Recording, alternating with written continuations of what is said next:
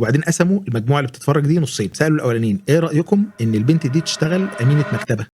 يعني في قصه شهيره بتتكلم على حاجه اسمها الكونفirmation بايس او الانحياز التاكيدي. ده بيتكلم على ايه بقى؟ عرضوا فيلم كده، مجموعه فيديوهات، يعني الواحده قاعده تقرا في مكتبه لوحدها وبتذاكر وبتاع ولوحدها خالص، وبعدين جابوا لها فيديو تاني بتتكلم مع صاحباتها وبتهزر معاهم، بعدين جابوها قاعده بتتفرج على حاجه لوحدها زي بتبص على نبات او بتاع لوحدها، بعدين جابوها بتتكلم في التليفون بحماس، وبعدين قسموا المجموعه اللي بتتفرج دي نصين، يعني تقريبا شبه بعض كتعليم كسن. سالوا الاولانيين ايه رايكم ان البنت دي تشتغل امينه مكتبه، فقالوا لهم شغلانه حلوه جدا لانها بتحب الكتب وبتحب تقعد لوحدها وبتاع. طب ايه رايكم تشتغل بياعه مثلا عقارات؟ قالوا لهم لا ما تنفعش. سالوا المجموعه الثانيه ايه رايكم يا جماعه تشتغل بياعه عقارات؟ قالوا جدا لانها بتتكلم في التليفون. طب ايه رايكم تشتغل امينه مكتبه؟ لا لا لا ما ينفعش. ايه الفرق ما بين المجموعتين؟ بدايه السؤال الاولاني ودى كل مجموعه في سكه.